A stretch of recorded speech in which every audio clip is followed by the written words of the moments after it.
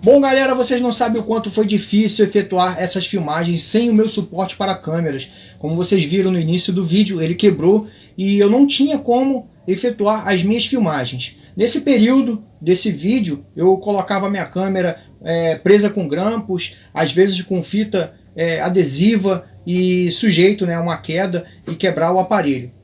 Está aqui então o novo suporte que eu fiz. É um suporte com trilhos. Ele vai funcionar no teto da minha oficina e eu vou poder efetuar filmagens livremente, pois ele tem várias regulagens. Conforme vocês podem ver, ó, ele aumenta, ele gira para cá. Essa parte aqui da cabeça também, ela abre. Você pode colocar ela assim, como pode aumentar para o lado.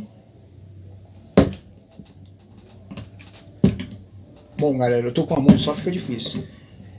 Essas borrachinhas aqui, eu tenho várias borrachas guardadas na minha oficina que podem servir para alguma coisa, e coincidiu dessa borracha encaixar perfeitamente no tubo de cobre e eu fiz um furo para que o tubo de alumínio entrasse.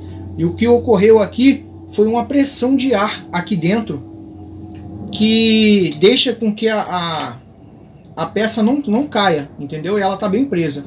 Eu fiz esse manipulo, vocês puderam ver também no vídeo, ficou show de bola. Aqui tem como você, né, prender a peça, folgar ela. Ó, isso aqui tem totalmente um giro, pessoal.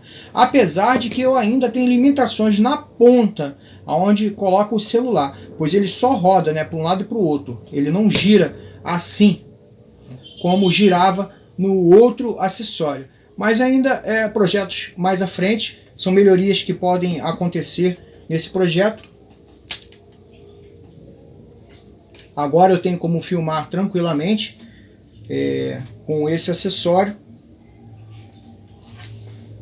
Bom, espero que vocês tenham gostado do vídeo, tá? Deixe seu comentário o que você achou sobre isso aqui. Não esqueça de compartilhar com seu amigo que tem oficina e gosta de efetuar as filmagens. Nós, parceiros YouTube, temos que compartilhar esse tipo de ideia para que possamos evoluir um pouco mais, né? Deixe seu comentário, tá? Deixe seu gostei. Vídeo é trabalhoso, galera. Seja o mais simples que for, ainda mais com uma edição dessa daí, tá? Se inscrevam no canal e até o próximo vídeo.